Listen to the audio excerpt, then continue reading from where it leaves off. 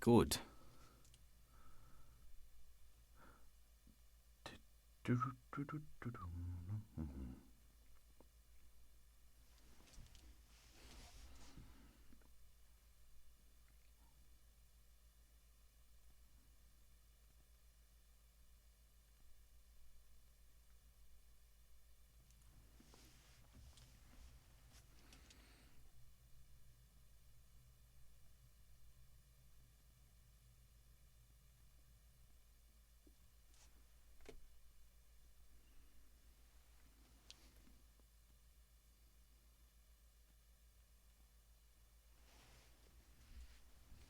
Hello.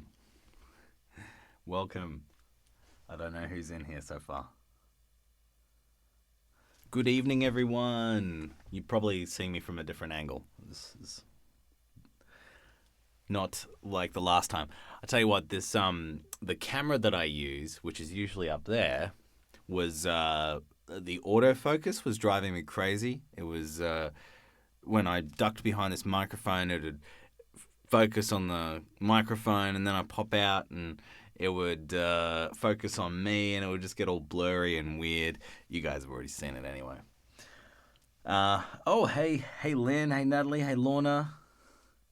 Good to have you guys here. And I like this angle anyway. It kind of gets, well, you can't see the nature out there because it's the light, blah blah blah, photography, blah blah blah, videography. I don't know how it works, but the light outside just whitewashes that window. But overall, I kind of like this. I don't know what you guys think.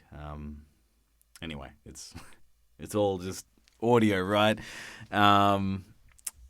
So how have you guys been? You had a good week?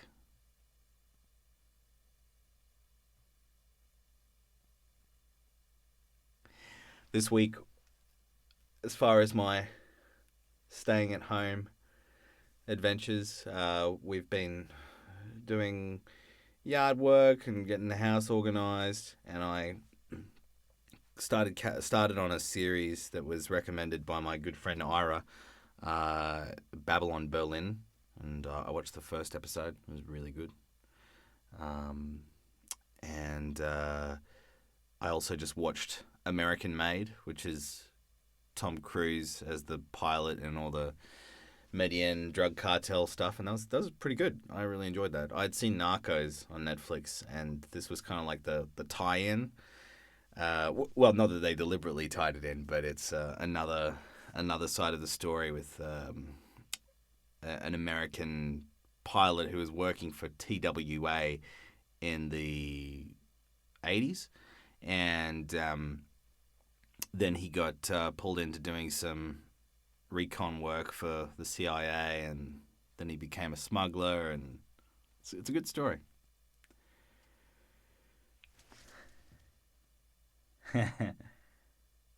Yeah. Oh, hey, Alec. Hey, Zoe. Hey, Zoe Davis. Hello. Um, yeah, nice. Sounds like you guys are getting outdoors as well as doing cool stuff indoors. Like it. It's about a balance, right? I feel like a lot of people that I talked to in the first week or two was a lot of indoor stuff, and then eventually you just become squirrely and got to get out. Oh wow, Lorna, that sounds phenomenal. Chocolate cake, salted caramel, Swiss meringue buttercream. Wow. Yeah. Yeah, I don't have any fancy baking staples going on at the moment. I make my own yogurt and bread, and that's about it. And we cook all our food from scratch as well. Peter O'Connell, hello. All right, well, there's a few of you guys hanging out here, so we might as well get going. This is actually a longer book, Hound of the Baskervilles. But so I think we'll probably stretch it across a number of nights and figure out when the next one is. Might be next Friday. We'll see. But I'm excited to to get into this one. All right.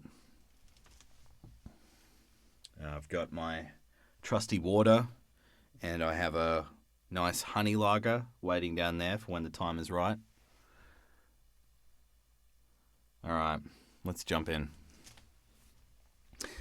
So, for anyone who missed it, we're doing The Hound of the Baskervilles. The Baskervilles? Baskervilles? I probably only have to say it a couple of times in the book. Someone can write a long basket or fishing bass in the comments if you know how this is pronounced. It'd be nice to get the name of the book right.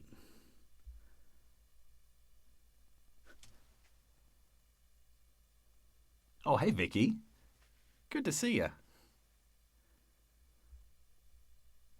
Now, I'm reading from you guys here on my phone, and then I'm going to shut down this window, though. This is I don't really need to see this. And then the camera's over here, so hello. Okay, no one knows Baskerville, so I'll just barrel on with Baskerville. I suppose it depends what accent you speak with as well. Okay. Chapter 1. Mr. Sherlock Holmes. Mr. Sherlock Holmes, who was usually very late in the mornings, save upon those not infrequent occasions when he stayed up all night, was seated at the breakfast table. I stood upon the hearthrug and picked up the stick which our visitor had left behind him the night before. It was a fine, thick piece of wood, bulbous-headed, of the sort which is known as a Penang lawyer. Just under the head was a broad silver band, nearly an inch across. To James Mortimer, M.R.C.S., from his friends of the C.C.H., was engraved upon it with the date 1884. It was just such a stick as the old-fashioned family practitioner used to carry, dignified, solid, and reassuring. "Well, Watson, what do you make of it?" Holmes was sitting with his back to me, and I had given him no sign of my occupation. "How did you know what I was doing? I believe you have eyes in the back of your head." "I have at least a well-polished, silver-plated coffee-pot in front of me," said he. "But tell me, Watson, what do you make of our visitor's stick? Since we have been so unfortunate as to miss him and have no notion of his errand, this accidental souvenir becomes of importance. Let me hear you reconstruct the man by an examination of it." "I think," said I, following so far as I could the methods of my companion, "that Dr. Mortimer is a successful elderly medical man, well esteemed, since those who know him give him this mark of their appreciation." "Good," said Holmes. "Excellent." "I also think that the probability is in favour of his being a country practitioner who does a great deal of his visiting on foot." "Why so?" "Because this stick, though originally a very handsome one, has been so knocked about that I can hardly imagine a town practitioner carrying it. The thick iron ferrule is worn down, so it is evident that he has done a great amount of walking with it." "Perfectly sound," said Holmes. "And then again, there is the Friends of the C.C.H. I should guess that to be the something hunt, the local hunt to whose members he has possibly given some surgical assistance, and which has made him a small presentation in return." "Really, Watson, you excel yourself," said Holmes, pushing back his chair and lighting a cigarette. "I am bound to say that in all the accounts which you have been so good as to give of my own small achievements, you have habitually underrated your own abilities. It may be that you are not yourself luminous, but you are a conductor of light. Some people without possessing genius have a remarkable power of stimulating. I confess, my dear fellow, that I am very much in your debt." He had never said as much before, and I must admit that his words gave me keen pleasure, for I had often been piqued by his indifference to my admiration and to the attempts which I had made to give publicly to his methods. I was proud, too, to think that I had so far mastered his system as to apply it in a way which earned his approval. He now took the stick from my hands and examined it for a few minutes with his naked eyes. Then, with an expression of interest, he laid down his cigarette and, carrying the cane to the window, he looked over it again with a convex lens. "Interesting, though elementary," said he, as he returned to his favourite corner of the settee. "There are certainly one or two indications upon the stick. It gives us the basis for several deductions." "Has anything escaped me?" I asked, with some self-importance. "I trust there is nothing of consequence which I have overlooked." "I'm afraid, my dear Watson, that most of your conclusions were erroneous. When I said that you stimulated me, I meant, to be frank, that in noting your fallacies I was occasionally guided towards the truth. Not that you are entirely wrong in this instance. The man is certainly a country practitioner, and he walks a good deal." "Then I was right." "To that extent." "But that was all." No, my dear Watson, not at all. By no means all. I would suggest, for example, that a presentation to a doctor is more likely to come from a hospital than from a hunt, and that when the initials C.C. are placed before that hospital, the words Charing Cross very naturally suggest themselves." "You may be right." "The probability lies in that direction. And if we take this as a working hypothesis, we have a fresh basis from which to start our construction of this unknown visitor." "Well then, supposing that CCH does stand for Charing Cross Hospital, what further inferences may we draw?" "Do none suggest themselves?" "You know my methods. Apply them." "I can only think of the obvious conclusion that the man has practised in town before going to the country." "I think that we might venture a little farther than this. Look at it in this light. On what occasion would it be most probable that such a presentation would be made? When would his friends unite to give him a pledge of their goodwill? Obviously at the moment when Dr. Mortimer withdrew from the service of the hospital in order to start in practice for himself. We know there has been a presentation. We believe there has been a change from a town hospital to a country practice. Is it then stretching our inference too far to say that the presentation was on the occasion of the change?" "It certainly seems probable." "Now, you will observe that he could not have been on the staff of the hospital, since only a man well established in a London practice could hold such a position, and such a one would not drift into the country. What was he then? If he was in the hospital, and not yet on the staff, he could only have been a house surgeon or a house physician, little more than a senior student. And he left 5 years ago. The date is on the stick. So your grave, middle-aged family practitioner vanishes into thin air, my dear Watson, and there emerges a young fellow under 30, amiable, ambitious, absent-minded, and the possession of a favourite dog, which I should describe roughly as being larger than a terrier and smaller than a mastiff." I laughed incredulously as Sherlock Holmes leaned back in his settee and blew little wavering rings of smoke up to the ceiling. "As to the latter part, I have no means of checking you," said I, "but at least it is not difficult to find out a few particulars about the man's age and professional career." From my small medical shelf, I took down the medical dictionary and turned up the name.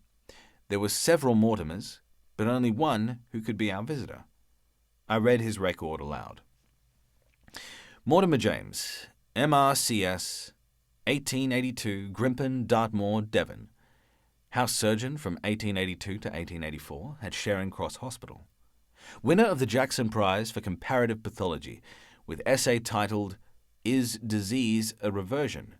Corresponding member of the Swedish Pathological Society.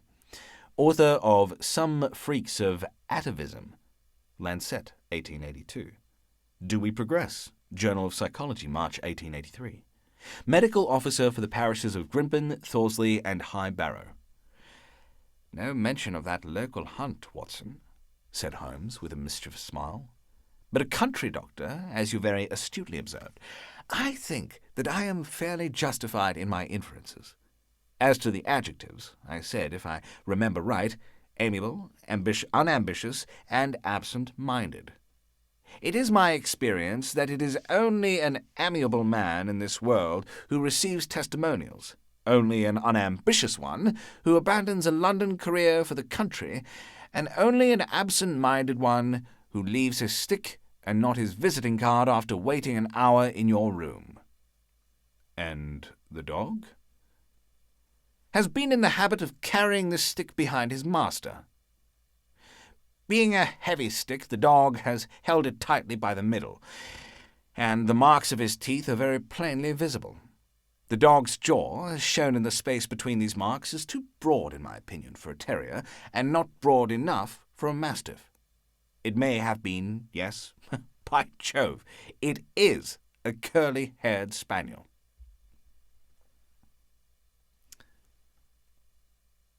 Just turn down the mic a little here. Get some water. A little dry tonight. The heat's starting to bump up here on Vancouver Island. Not as damp and cold, which I'm reasonably overjoyed about. Excuse me.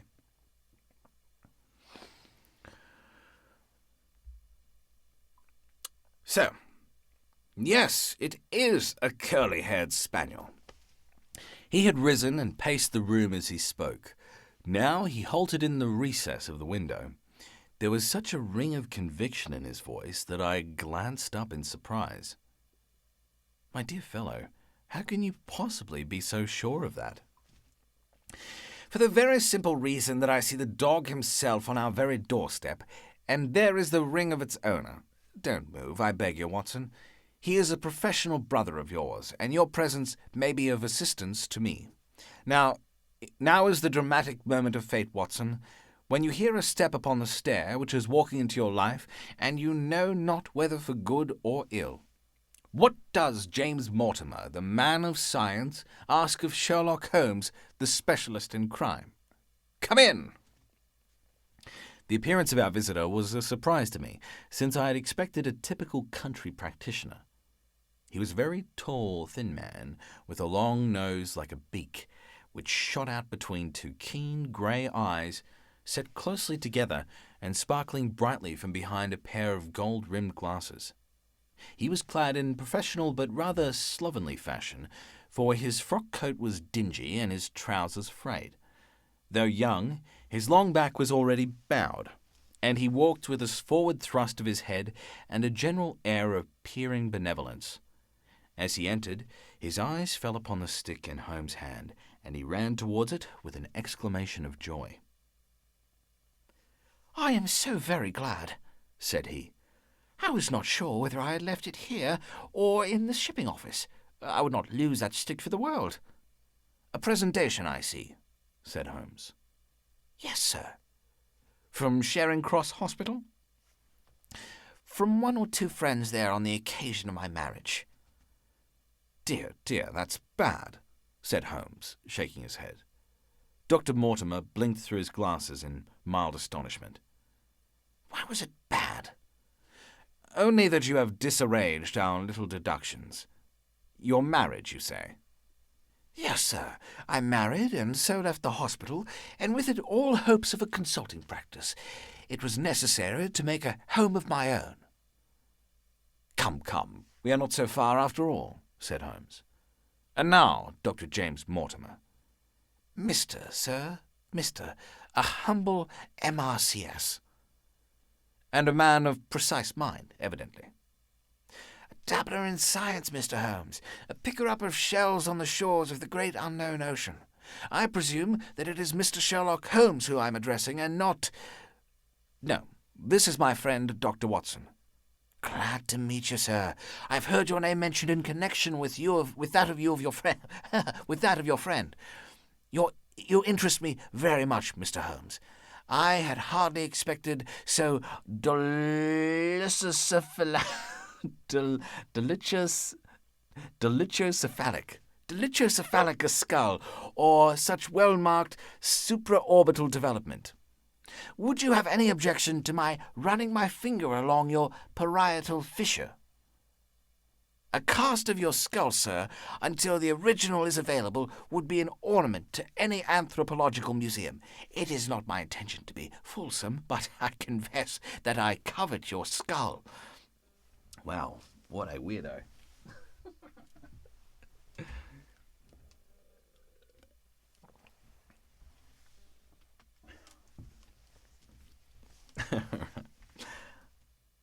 Oh, hey, Tim.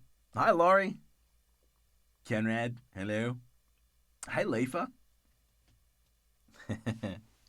Thanks for listening, guys. Okay, let's get back to the creepy anthropologist. Yes, I confess that I covet your skull. Sherlock Holmes waved our strange visitor into a chair. You are an enthusiast in your line of thought, I perceive, sir, as I am in mine, said he. I observe from your forefinger that you make your own cigarettes.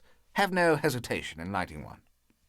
The man drew out a paper and tobacco and twirled the one up in the other with surprising dexterity. He had long, quivering fingers, as agile and restless as the antennae of an insect. Holmes was silent, but his little darting glances showed me the interest which he took in our curious companion. I presume, sir, said he at last, that it was not merely for the purpose of examining my skull that you have done me the honour to call here last night and again today. No, sir, no, though I am happy to have had the opportunity of doing that as well. I came to you, Mr. Holmes, because I recognize that I am myself an unpractical man, and because I am suddenly confronted with a most serious and extraordinary problem. Recognizing, as I do, that you are the second highest expert in Europe. Indeed, sir. May I inquire who has the honour to be the first? Asked Holmes with some asperity. To the man of precisely scientific mind, the work of Monsieur Bertillon must always appeal strongly. Then had you not better consult him? I said, sir, to the precisely scientific mind, but as a practical man of affairs, it is acknowledged that you stand alone. I trust, sir, that I have not inadvertently— Just a little, said Holmes. I think, Dr. Mortimer, you would do wisely if, without more ado, you would kindly tell me plainly what the exact nature of the problem is which you demand my assistance. Chapter 2. The Curse of the Baskervilles. I have in my pocket a manuscript, said Dr. James Mortimer. I observed it as you entered the room, said Holmes. It is an old manuscript. Early 18th century, unless it is a forgery. How can you say that, sir? You have presented an inch or two of it to my examination all the time that you have been talking. It would be a poor expert who could not give the date of a document within a decade or so. You may possibly have read my little monograph upon the subject. I put that at 1730. The exact date is 1742. Dr. Mortimer withdrew it from his breast pocket. This family paper was committed to my care by Sir Charles Baskerville, whose sudden and tragic death some 3 months ago created so much excitement in Devonshire. I may say that I was his personal friend as well as his medical attendant. He was a strong-minded man, sir, shrewd, practical, and as unimaginative as I am myself. Yet he took this document very seriously, and his mind was prepared for just such an end as did eventually overtake him. Holmes stretched out his hand for the manuscript and flattened it upon his knee. You will observe, Watson, the alternative use of the long S and the short. It is one of several indications which enabled me to fix the date. I looked over his shoulder, at the yellow paper and the faded script. At the head was written Baskerville Hall, and below in large scrawling figures, 1742. It appears to be a statement of some sort.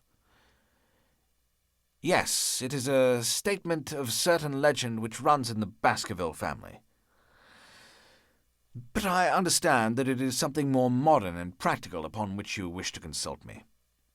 Most modern, most practical pressing matter, which must be decided within 24 hours. But the manuscript is short and is intimately connected with the affair. With your permission, I will read it to you. Holmes leaned back in his chair, placed his fingertips together, and closed his eyes with an air of resignation. Dr. Mortimer turned the manuscript to the light and read in a high, crackling voice the following curious, old-world narrative. Of the origin of the Hound of the Baskervilles, there have been many statements, yet as I come in a direct line from Hugo Baskerville, and as I had the story from my father, who also had it from his, I have set it down with all belief that it occurred even as it is here set forth. And I would have you believe, my sons, that the same justice which punishes sin may also graciously forgive it, and that no ban is so heavy but that by prayer and repentance it may be removed.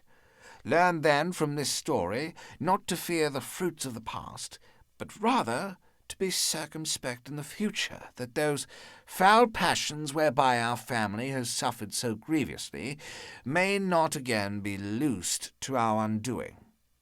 Know then that in the time of the Great Rebellion, the history of which by the learned Lord Clarendon I most earnestly commend to your attention, this manor of Baskerville was held by a Hugo of that name, nor can it be gainsaid that he was a most wild, profane, and godless man. This, in truth, his neighbours might have pardoned, seeing that saints have never flourished in those parts, but there was in him a certain wanton and cruel humour which made his name a byword through the West. It chanced that this Hugo came to love, if so indeed a darker passion may be known under so bright a name, the daughter of a yeoman who held lands near the Baskerville estate. But the young maiden, being discreet and of good repute, would ever avoid him, for she feared his evil name. So it came to pass that one Michaelmas this Hugo, with 5 or 6 of his idle and wicked companions, stole down upon the farm and carried off the maiden, her father and brothers being from home, as he well knew. When they had brought her to the hall, the maiden was placed in an upper chamber, while Hugo and his friends sat down to a long carouse, as was their nightly custom. Now, the poor lass upstairs was like to have her wits turned at the signing and shouting and terrible oaths which came up to her from below, for they say that the words used by Hugo Baskerville, when he was in wine, was such as might blast the man who said them. At last, in the stress of her fear, she did that which might have daunted the bravest or most active man, for by the aid of the growth of ivy which covered and still covers the south wall, she came down from under the eaves, and so homeward across the moor, there being 3 leagues betwixt the hall and her father's farm. It chanced that some little time later Hugo left his guests to carry food and drink, with other worse things, perchance, to his captive, and so found the cage empty, and the bird escaped. Then, as it would seem, he became as one that hath a devil, for rushing down the stairs into the dining hall, he sprang upon the great table, flagons and trenchers flying before him, and he cried aloud before all the company that he would that very night render his body and soul to the powers of evil, if he might but overtake the wench. And while the revellers stood aghast at the fury of the man, one more wicked, or, it may be, more drunken than the rest, cried out that they should put the hounds upon her. Whereat Hugo ran from the house, crying to his grooms that they should saddle his mare and unkennel the pack, and giving the hounds a kerchief of the maid's, he swung them to the line, and so off full cry in the moonlight over the moor. Now, for some space the revellers stood agape, unable to understand all that had been done in such haste. But anon their bemused wits awoke to the nature of the deed which was like to be done upon the moorlands.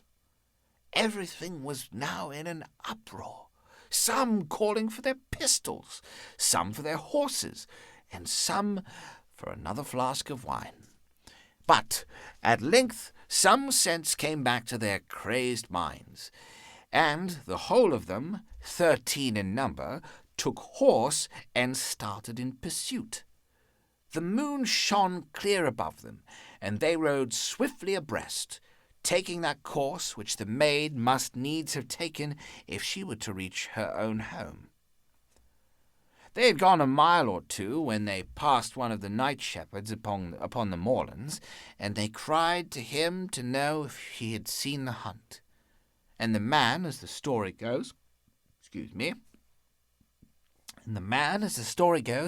was so crazed with fear that he could scarce speak, but at last he said that he had indeed seen the unhappy maiden, with the hounds upon her track. "But I have seen more than that," said he, "for Hugo Baskerville passed me upon his black mare, and there ran mute behind him such a hound of hell as God forbid should ever be at my heels." So the drunken squires cursed the shepherd and rode onward.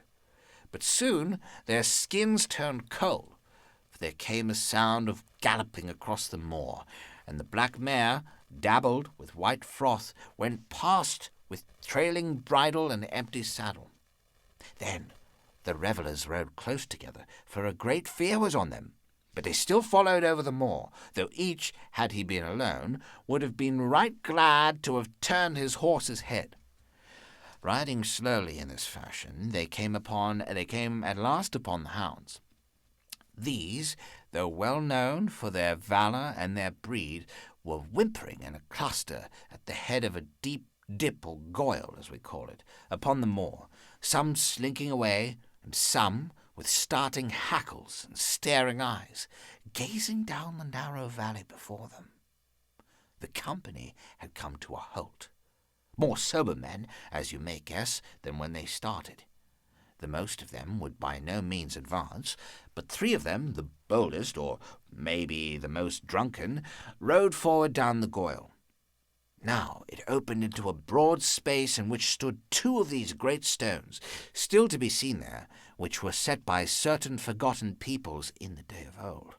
The moon was shining bright upon the clearing, and there in the centre lay the unhappy maid where she had fallen, dead of fear and fatigue. But it was not the sight of her body, nor yet was it that of the body of Hugo Baskerville lying near her, which raised the hair upon the heads of these 3 daredevil roisterers, but it was that standing over Hugo and plucking at his throat. There stood a foul thing, a great black beast, shaped like a hound, yet larger than any hound that ever mortal eye has rested upon. And even as they looked upon the thing that tore the throat out of Hugo Baskerville, on which, as it turned its blazing eyes and dripping jaws upon them, the 3 shrieked with fear and rode for dear life, still screaming, across the moor. One, it is said, died that very night of what he had seen, and the other twain were but broken men for the rest of their days. Such is the tale, my sons, of the coming of the hound, which is said to have plagued the family so sorely ever since. If I had set it down, it is because that which is clearly known hath less terror than that which is but hinted at and guessed. Nor can it be denied that many of the family have been unhappy in their deaths, which have been sudden, bloody, and mysterious. Yet may we shelter ourselves in the infinite goodness of Providence, which would not for ever punish the innocent beyond the 3rd or 4th generation which is threatened in Holy Writ. To that Providence, my sons, I hereby commend you, and I counsel you by way of caution to forbear from crossing the moor in those dark hours when the powers of evil are exalted. This from Hugo Baskerville to his sons Roger and John, with instructions that they say nothing thereof to their sister Elizabeth. All right. I needed water about a page ago, but I was so enthralled by that little monologue. Very cool.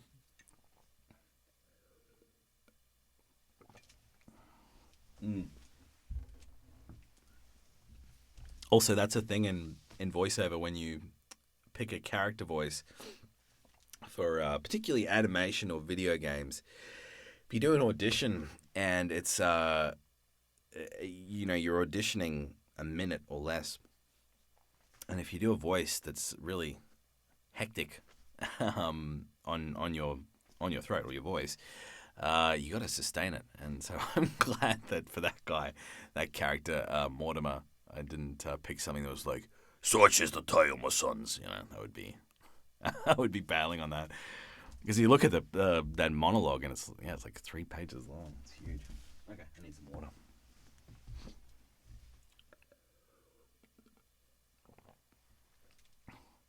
Yes, very exciting, Laurie. Very exciting.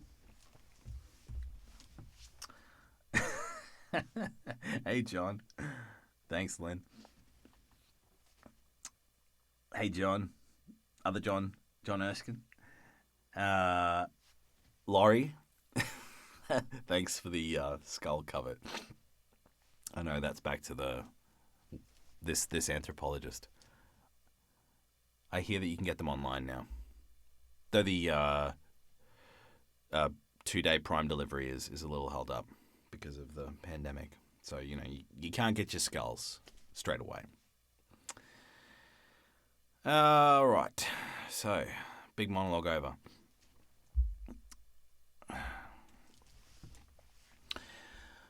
When Dr. Mortimer had finished reading this singular narrative, he pushed his spectacles up on his forehead and stared across at Mr. Sherlock Holmes.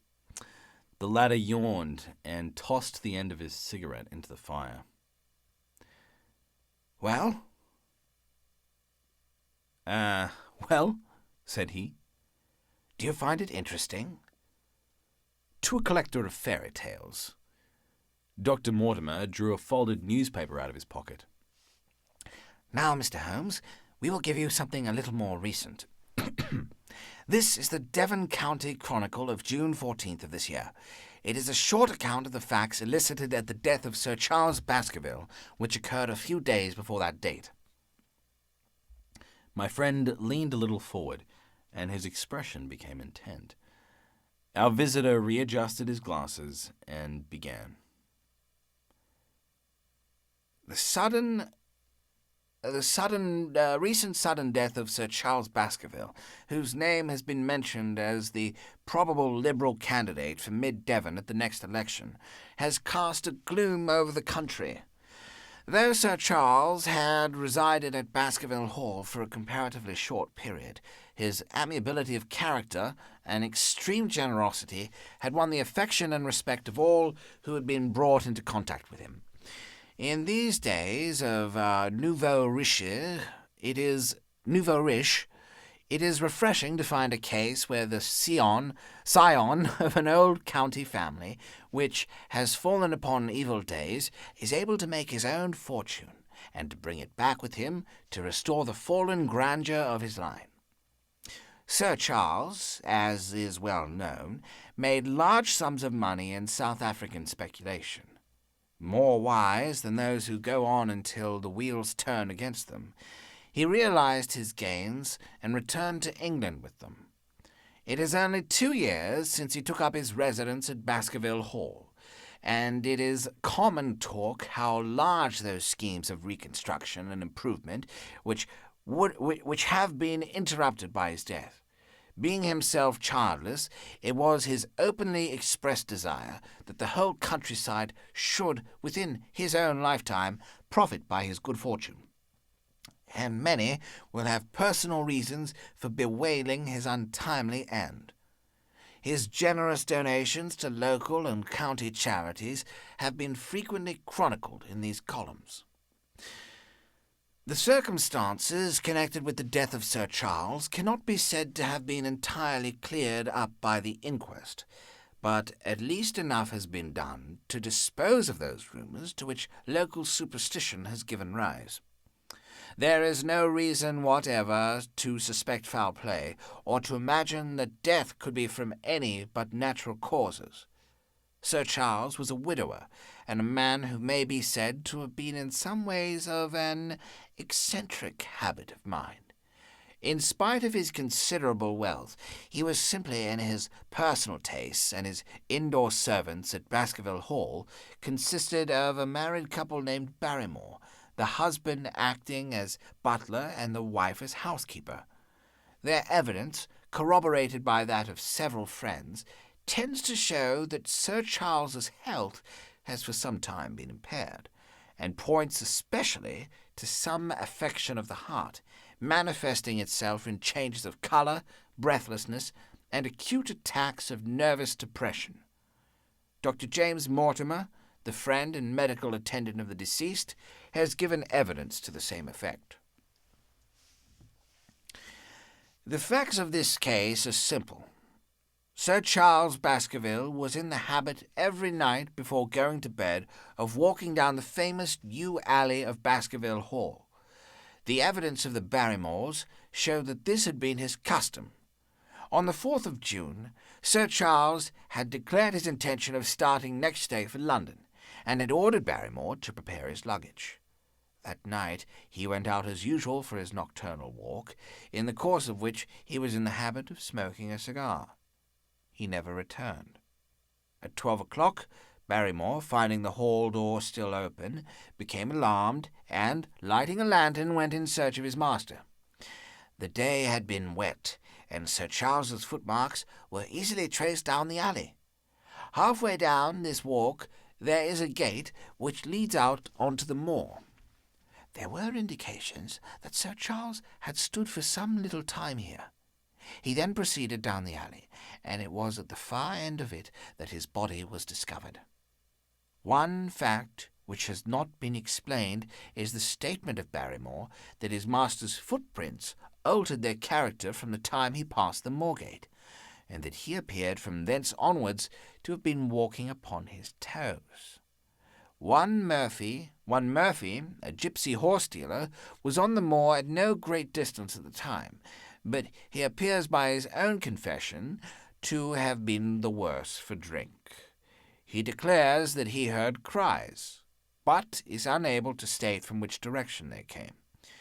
No signs of violence were to be discovered upon Sir Charles's person, and though the doctor's evidence pointed to an almost incredible facial distortion, so great that Dr. Mortimer refused at first to believe that it was indeed his friend and patient who lay before him, it was explained that that is a symptom which is not unusual in cases of dyspnea, and death from cardiac exhaustion. This explanation was borne out by the post-mortem examination, which showed long-standing organic disease. The coroner's jury returned a verdict in accordance with the medical evidence. It is well that this is so, for it is obviously of the utmost importance that Sir Charles' heirs should settle at the Hall, and continue the good work which has been so sadly interrupted. Had the prosaic finding of the coroner not finally put an end to the romantic stories which have been whispered in connection with the affair, it might have been difficult to find a tenant for Baskerville Hall. It is understood that the next of kin is Mr. Henry Baskerville, if he be still alive, the son of Sir Charles Baskerville's younger brother. The young man, when last heard of, was in America, and inquiries are being instituted with a view to informing him of his good fortune.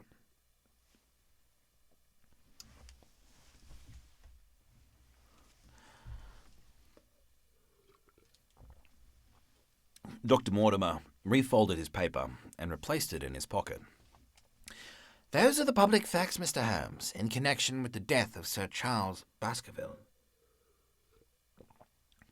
I must thank you, said Sherlock Holmes, for calling my attention to a case which certainly presents some features of interest. I had observed some newspaper comment at the time, but I was exceedingly preoccupied by that little affair of the Vatican cameos, and in my anxiety to oblige the Pope, I lost touch with several interesting English cases. This article, you say, contains all the public facts? It does. Then let me have the private ones. He leaned back, put his fingertips together, and assumed his most impassive and judicial expression. In doing so, said Dr. Mortimer, who had begun to show signs of some strong emotion, I am telling that which I have not confided to anyone. My motive for withholding it from the coroner's inquiry is that a man of science shrinks from placing himself in the public position of seeming to endorse a popular superstition. I had the further motive that Baskerville Hall, as the paper says, would certainly remain untenanted if anything were done to increase its already rather grim reputation. For both these reasons, I thought that I was justified in telling rather less than I knew, since no practical good could result from it. But with you there is no reason why I should not be perfectly frank.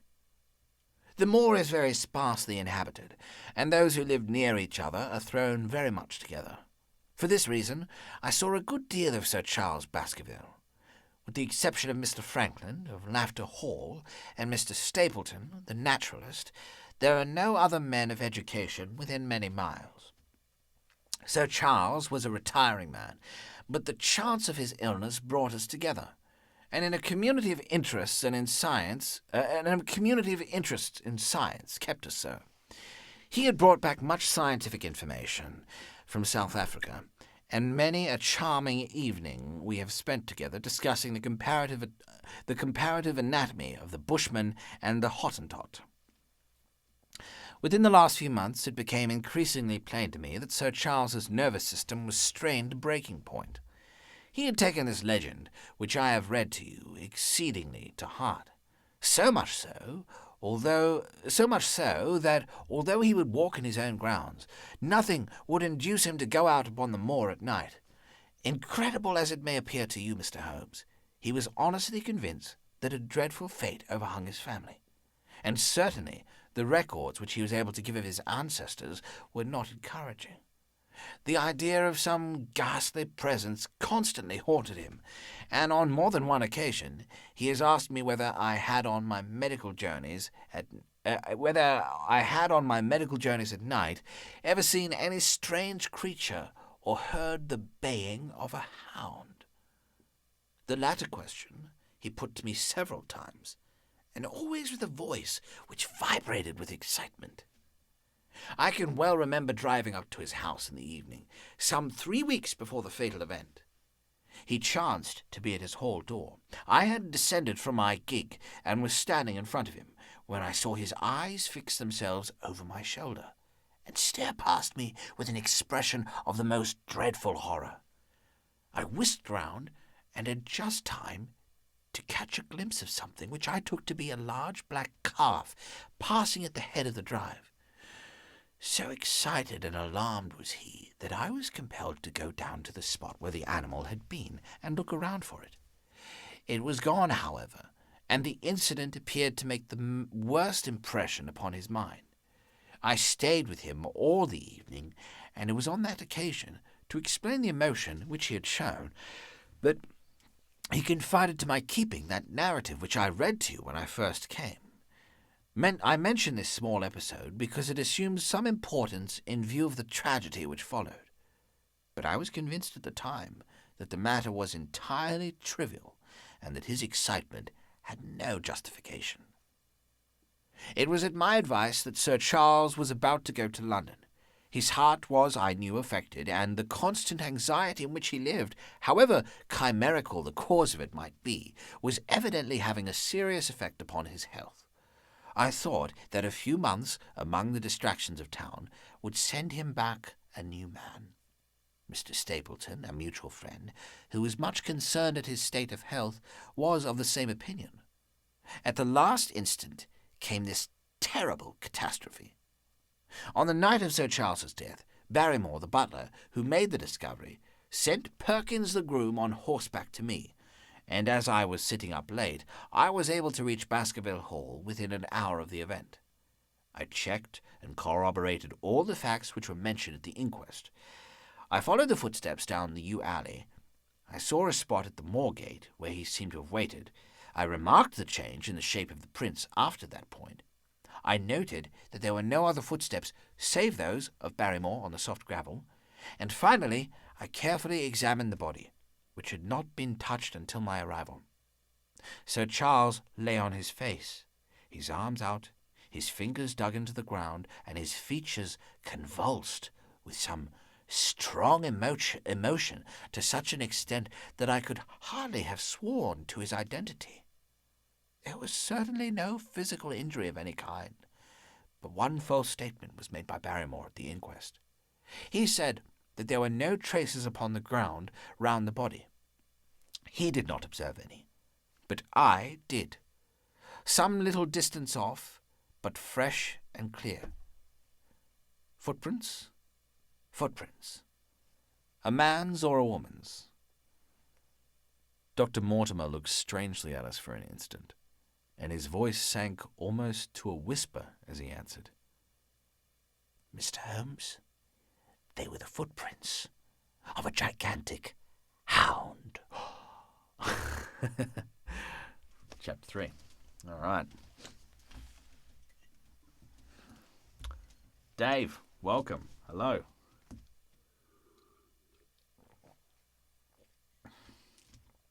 Hey, Laurie. Welcome, welcome, welcome. Thanks for joining. All right. What are we at? Time flies. Time flies when you're reading 5-page monologues. Well, on that note, I'm going to crack open my beer.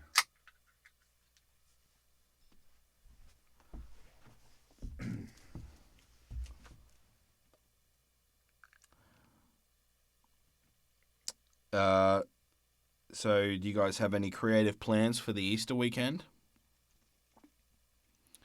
I know we're going to do some hikes, and this is the first year that our daughter properly gets, she'll be tuned into Easter, so we're going to do the hunting for eggs thing. That'll be fun.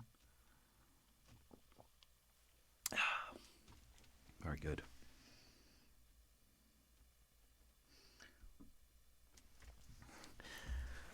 Yeah, we're gonna just hide some coloured eggs around the property and do that.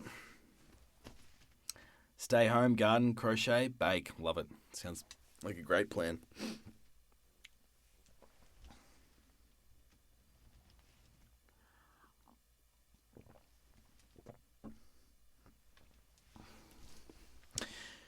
Yeah, I didn't know that these that A.C. Doyle had the longer novels. I mean, I'd seen that in this ebook version that it says all 56 stories and 4 novels, but I didn't know that the Hound of the Baskervilles was quite such a full length. Oh, that's a great idea, Dave. Rabbit head pancakes? I think I'll have to steal that. That would go down a treat. Our daughter loves bunnies. As the warmer weather sets in, our back lawn, there's a field out the back of our house, and all the rabbits come out and just go crazy, and she loves them.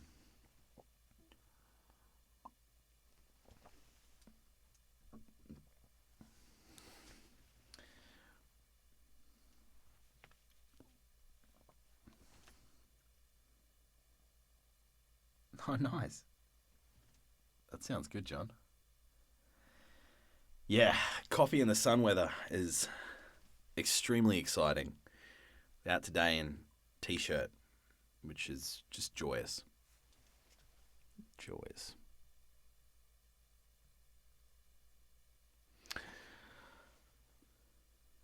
Oh, it's my pleasure. Thanks, John. Thank you. I'm looking at the wrong thing. All right, well, let's get going on chapter 3, and I'll probably go until close to 9. Now that I've cracked open a lager. Oh, wait, what is it? Let's see. What do you guys got on the go? What beverage? Tea, coffee, beer, scotch. That's a honey lager from Whistler Brewing.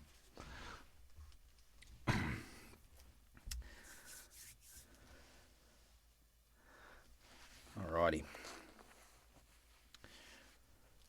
Chapter 3.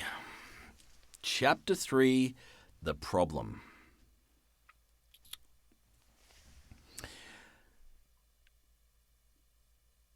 I confess that at these words a shudder passed through me. There was a thrill in the doctor's voice which showed that he was himself deeply moved by that which he told us. Holmes leaned forward in his excitement, and his eyes had the hard, dry glitter which shot from them when he was keenly interested. "You saw this, as clearly as I see you, and you said nothing. What was the use? How was it that no one else saw it? The marks were some 20 yards from the body, and no one gave them a thought. I don't suppose I should have done so I had not known this legend. I don't suppose I should have done so had I not known this legend. There are many sheepdogs on the moor. No doubt, but this was no sheepdog. You say it was large? Enormous. But it had not approached the body? No. What sort of night was it? Damp and raw. But not actually raining? No. What is the alley like? There are 2 lines of old yew hedge, 12 feet high and impenetrable. The walk in the centre is about 8 feet across. Is there anything between the hedges and the walk? Yes, there is a strip of grass about 6 feet broad on either side. I understand that the yew hedge is penetrated at one point by a gate? Yes, the wicket gate which leads on to the moor. Is there any other opening? None. So that to reach the yew alley one either has to come down it from the house, or else to enter it by the moor gate. There is an exit through a summer house at the far end. Had Sir Charles reached this? No. He lay about 50 yards from it. Now, tell me, Dr. Mortimer, tell me, and this is important, the marks which you saw on the path and not the marks which you saw were on the path and not on the grass. No marks could show on the grass. Were they on the same side of the path as the moor gate? Yes, they were on the edge of the path on the same side as the moor gate. You interest me exceedingly. Another point. Was the wicket gate closed? Closed and padlocked. How high was it? About 4 feet high. Then could anyone have got over it? Yes. And what marks did you see by the wicket gate? None in particular. Good heaven! Did no one examine? Yes, I examined myself. And found nothing? It was all very confused. Sir Charles had evidently stood there for 5 or 10 minutes. How did you know that? Because the ash had twice dropped from his cigar. Excellent! This is a colleague, Watson, after our own heart. But the marks. He had left his own marks all over that small patch of gravel. I could discern no others. Sherlock Holmes struck his hand against his knee with an impatient gesture. "Ah, if only I had been there," he cried. "It is evidently a case of extraordinary interest, and one which presented immense opportunities to the scientific expert. That gravel path upon which I might have read so much has been long ere this smudged by the rain and defaced by the clogs of curious peasants. Oh, Dr. Mortimer, to think that you should not have called me in. You have indeed much to answer for." "I could not call you in, Mr. Holmes, without disclosing these facts to the world, and I have already given my reasons for not wishing to do so. Besides, why do you hesitate? There is a realm in which the most acute and most experienced of detectives is helpless. You mean that the thing is supernatural? I did not positively say so. No, but you evidently think it. Since the tragedy, Mr. Holmes, there have come to my ears several incidents which are hard to reconcile with the settled order of nature. For example? I find that before the terrible event occurred, several people had seen a creature upon the moor which corresponds with this Baskerville demon, and which could not possibly be any animal known to science.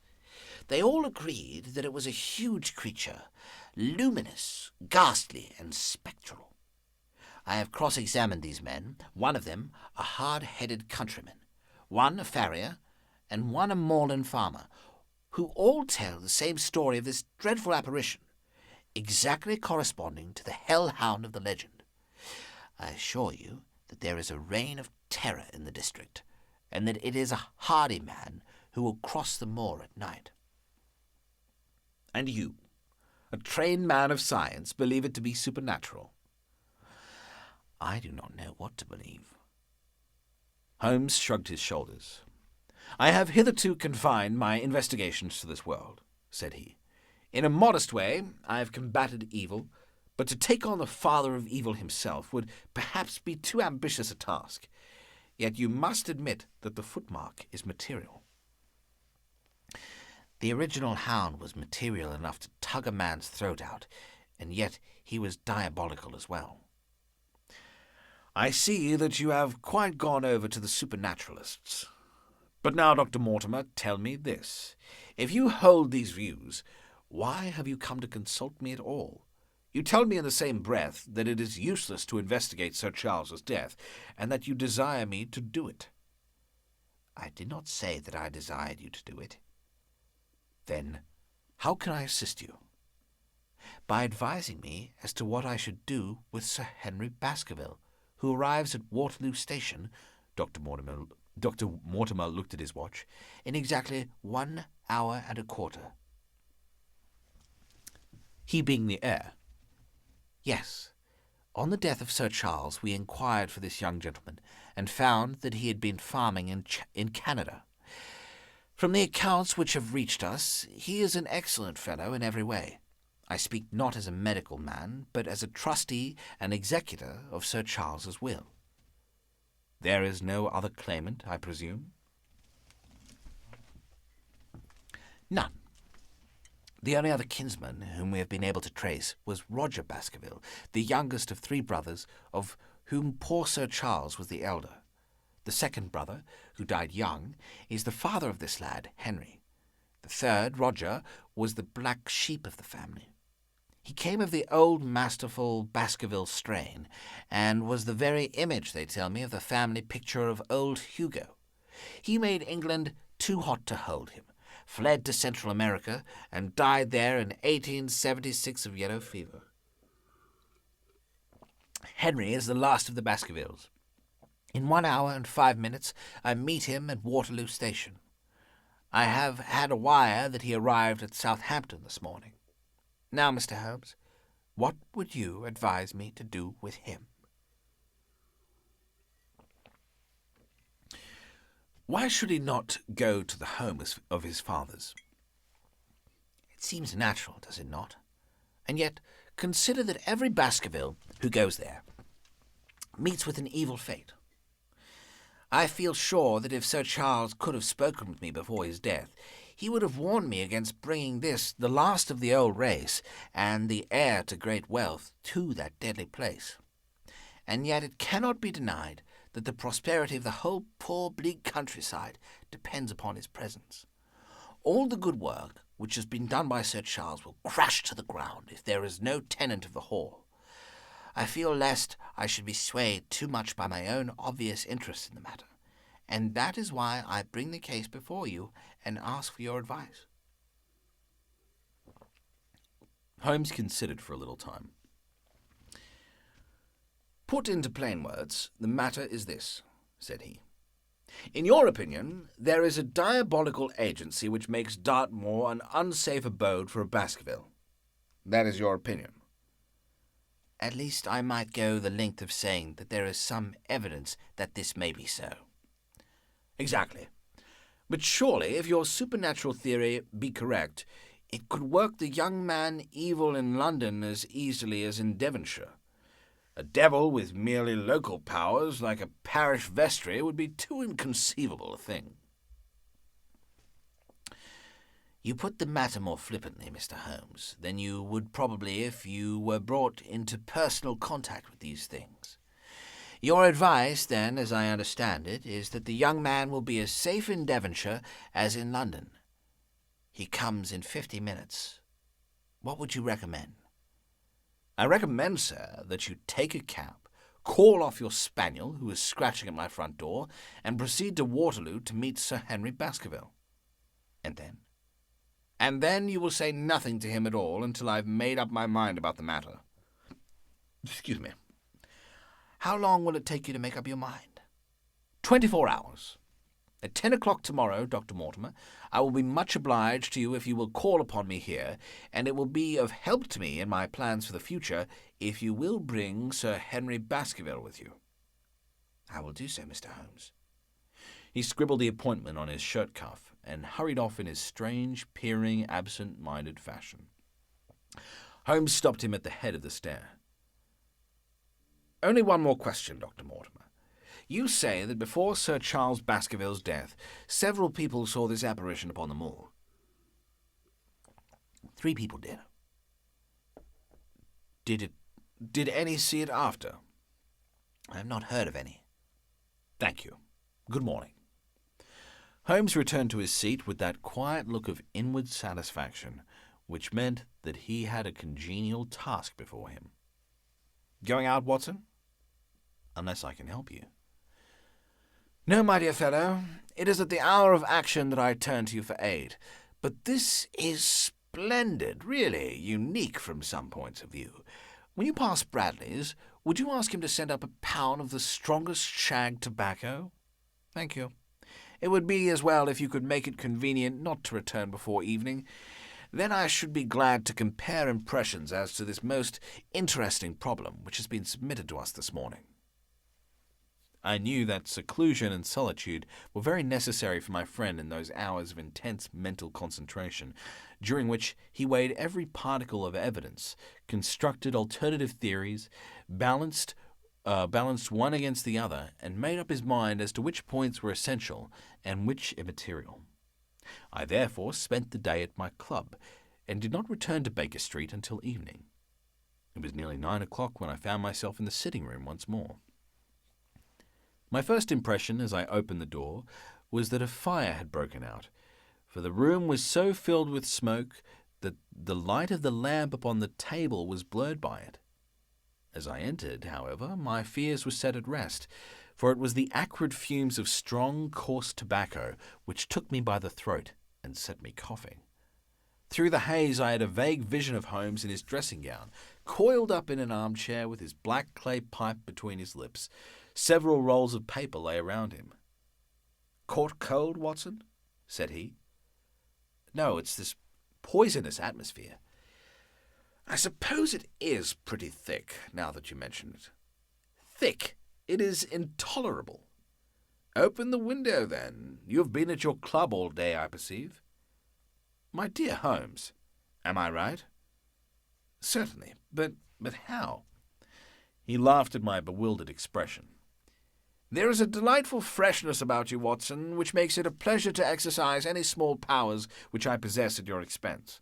A gentleman goes forth on a showery and miry day. He returns immaculately in the evening with the gloss still on his hat and his boots.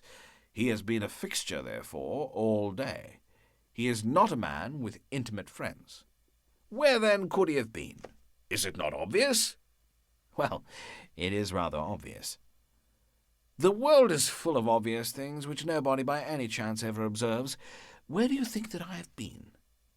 "A fixture also?" "On the contrary, I have been to Devonshire." "In spirit?" "Exactly. My body has remained in this armchair, and has, I regret to observe, consumed in my absence 2 large pots of coffee and an incredible amount of tobacco. After you left, I went down to Stamford's for the ordnance map of this portion of the moor, and my spirit has hovered over it all day. I flatter myself that I could find my way about. A large-scale map, I presume. Very large. He unrolled one section and held it over his knee. Here you have the particular district which concerns us. That is Baskerville Hall in the middle. With a wood around it? Exactly. I fancy the yew alley, though not marked under that name, must stretch along this line, with the moor, as you perceive, upon the right of it. This small clump of buildings here is the hamlet of Grimpen, where our friend Dr. Mortimer has his headquarters. Within a radius of 5 miles there are, as you see, only a very few scattered dwellings. Here is Laughter Hall, which was mentioned in the narrative. There is a house indicated here, which may be the residence of the naturalist. Stapleton, if I remember right, was his name. Here are 2 moorland farmhouses, High Tor and Falmere. Then, 14 miles away, the great convict prison of Princeton. Between and around these scattered points extends the desolate, lifeless moor. This, then, is the stage upon which the tragedy has been played, and upon which we may help to play it again. It must be a wild place.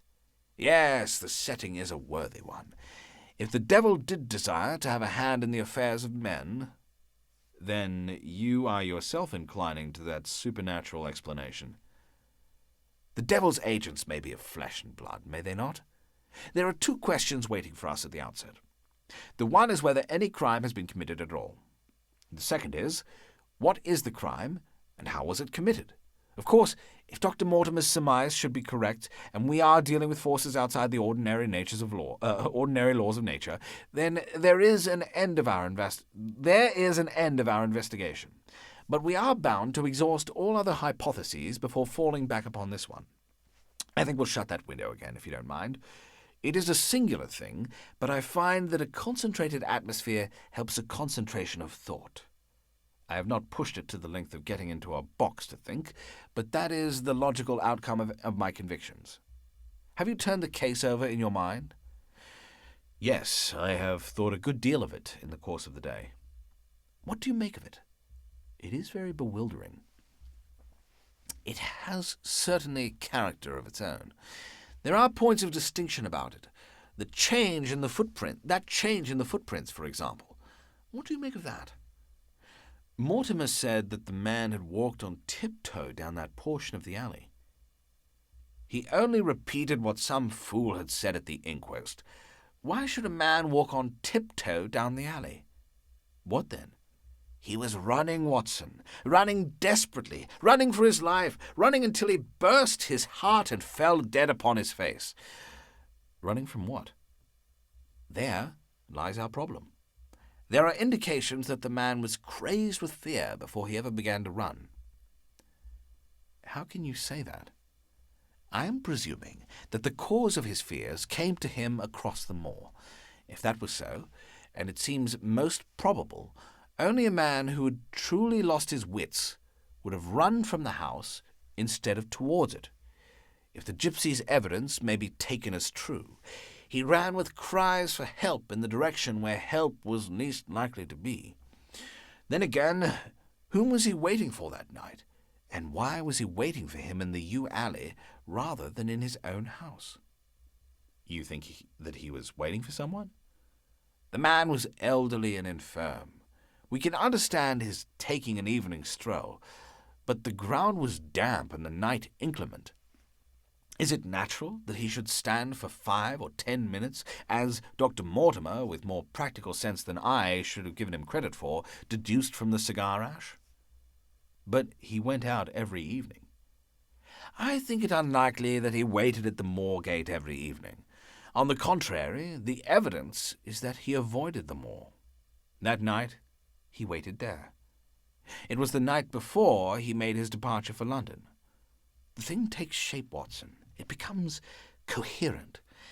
Might I ask you to hand me my violin, and we will postpone all further thought upon this business until we have had the advantage of meeting Dr. Mortimer and Sir Henry Baskerville in the morning. All right. I think that's a pretty good place to leave it. Starting to get a little worn down. I hope you guys enjoyed that one. I think that's great. Great story. Excuse me. I'll look forward to picking it up again soon. It'll either be next Friday, this coming Friday, or maybe through the week that I do another one. A couple of times with one of the longer books. Was Jekyll and Hyde. I'm sure most of you guys were here. You troopers of book reading. With Jekyll and Hyde, where it was kind of like, we'll do Monday. I don't know how we'll go with that, but I'll just have John there. I'll have my assistant post up the next one that we're gonna do. Maybe through the week. But I think it'll probably take at least a few to go through the whole thing. I think it was about 2.5 hours to read. Was the estimate that the internet gave. So that's probably going to be a few nights. I'm just skipping to the end, see how many chapters there are. So we did 3. I mean, chapters aren't necessarily a great indication of length. Yeah.